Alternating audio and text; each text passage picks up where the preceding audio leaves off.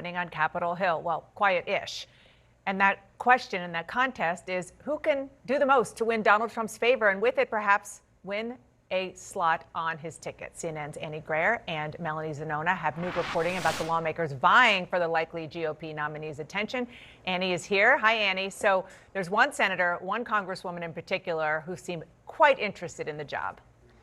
That's right, Dana. While the Republican primary for president is still underway, some of Donald Trump's biggest allies on Capitol Hill are already vying to be considered to be Trump's VP. And that's Republican Congresswoman Elise Stefanik, who's the #3 Republican in the House, and Republican Senator J.D. Vance. And what we're seeing, that part of this campaign has been about trying to rewrite the narrative about January 6th and embrace some of Donald Trump's biggest false claims about that day. They both have signed on to a resolution that would essentially absolve Donald Trump of any wrongdoing on January 6th. And more recently, they both said that if they were vice president on that day, they would not have certified the election like Mike Pence did. Take a listen to what they had to say.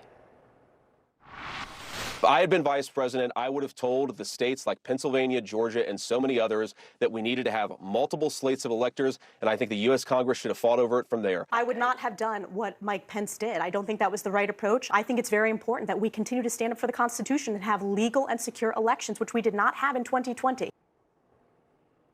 Now, the motivations behind those comments are obvious to even some of their own Republican colleagues. One Republican lawmaker that Melanie and I spoke to on the condition of anonymity said, quote, "They just can't kiss his butt enough," end quote.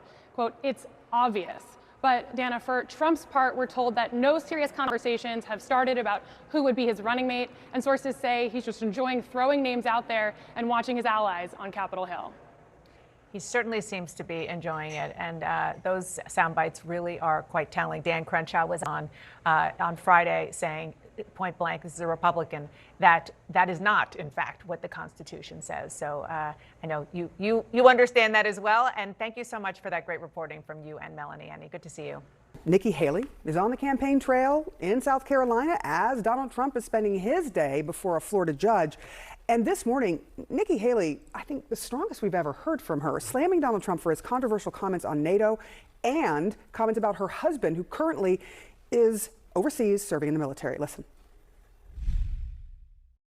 You mock one veteran, you're mocking all veterans. But this is a pattern, Dana. He's done this over and over again. The closest he's come to harm's way is a golf ball hitting him on a golf cart. These men and women sacrifice for us every day. They're willing to shed blood. That's the values that made this country great. And anybody that excuses what he continues to say against the military is hugely mistaken. With us now, Democratic strategist and former executive director of the New York State Democratic Party, Basil Smikle, and political commentator and Republican strategist, Joseph Pinion. You both nodded your head and sort of half grunted when Nikki Haley made those comments, and I can't tell if it was in affirmation or some kind of reaction to. I was the half grunt. Okay. What did you guys think of that? Look, I think she makes some valid points. When you're attacking people who have raised their hand to serve on behalf of a grateful nation, certainly you're not where your feet need to be planted. I think obviously when you look at where the Republican Party wants to be, we want to be trying to reach out to those military families as we stare down the barrel of the potential for a third world war, the closest we have been to such global instability since the last time we had a world war. So yes, obviously the statements are regrettable, to say the least, but I think ultimately in the end, I think what more people are focused on, whether you agree with it or not, is the state of affairs in the world, and obviously the news that came out from the Department of Justice as it relates to the state of mind for the current commander-in-chief. But one of the big stories that has come out today, speaking of the state of affairs in the world, is that Donald Trump basically invited Putin to do whatever the quote hell he wants, because he said if NATO doesn't pay their fair share, then that's what I would do as president. What are your thoughts on that?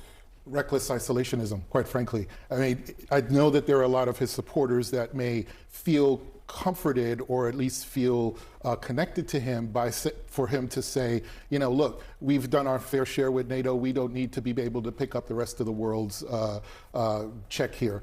Similar comments have come out in the past about the UN, but when you pair that, for example, with what we were hearing with Nikki Haley, you know, he has a pattern of this. He's gone after John McCain, for example. He's gone after generals when we ran in 2016. So this sense that Donald Trump is somehow going to be a different person than he was a few years ago is just completely erroneous. He is an individual who is not one for hyperbole, even though there are a lot of his supporters that want us to think that. Words are dangerous. So as Joe is talking about all of the concerns in the world right now, think about how important language and words are, particularly if you're president of the United States.